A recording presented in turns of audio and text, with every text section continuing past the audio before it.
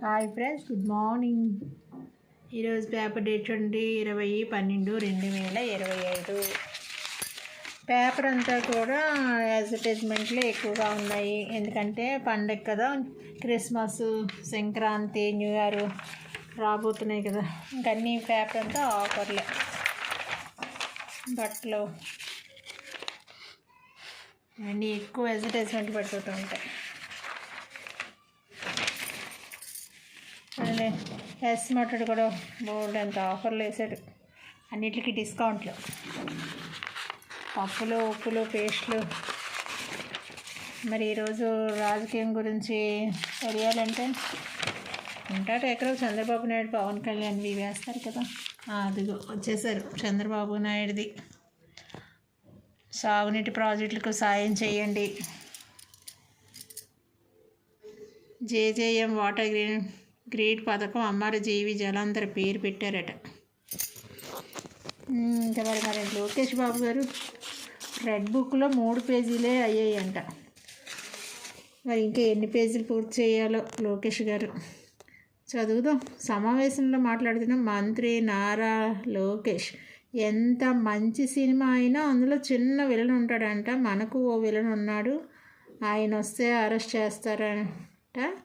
మన నాయకుడిని జైల్లో వేసి ఏం చేయగలిగారు? ఇప్పుడు ఆయన బెదిరింపులకు మనం భయపడాలా? ఆయనకంటే ముందే ఇలాగే మాట్లాడిన వారి పరిస్థితి ఇప్పుడు ఏమైందో గుర్తు తెచ్చుకోండి అని మంత్రి నారా లోకేష్ అన్నారు.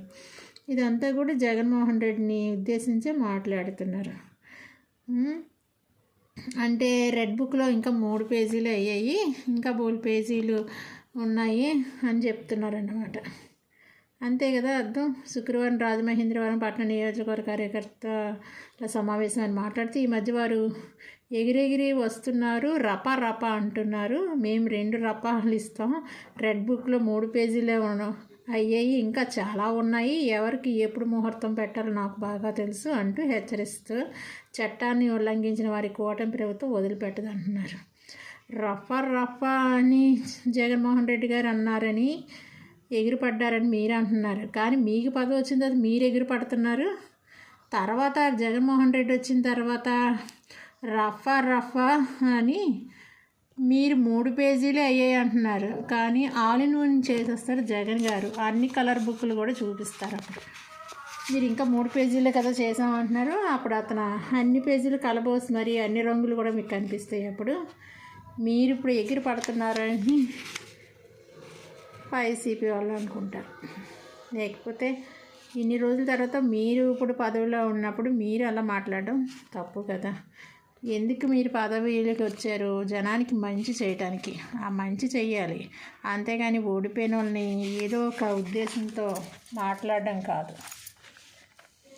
ఎందుకంటే మిమ్మల్నే కదా ప్రజలు అందరూ తీసుకుంటారు, మీ మాటలనే అనుసరిస్తారు. ఇప్పుడున్న స్టూడెంట్స్ అదిని మీరే ఒక పదవిలో ఉండి ఇలా మాట్లాడితే, నేను 3 పేజీలే పూర్తి చేశాను, ఇంకా చాలా పేజీలు పూర్తి చేయవలసింది ఉన్నది అంటే, మరి బయట మిమ్మల్ని ఫాలో అయిన వాళ్ళ పరిస్థితి, మిమ్మల్ని ఫాలో అయితే ఇలాగే ఉంటుంది రాజకీయం. మన రాజకీయంలోకి ఎందుకు వచ్చాం? ప్రజలు మంచి చేయడానికి వచ్చాం. మంచి చేసుకుంటే మంచిది, మన పని మనం చూసుకుంటే మంచిది. ఈరోజు ఉండొచ్చు పదవి, రేపు పోవచ్చు. అప్పుడు మీ పరిస్థితి, అన్ని కలర్స్ మీకు కనబడతాయి. Okay friends, thank you.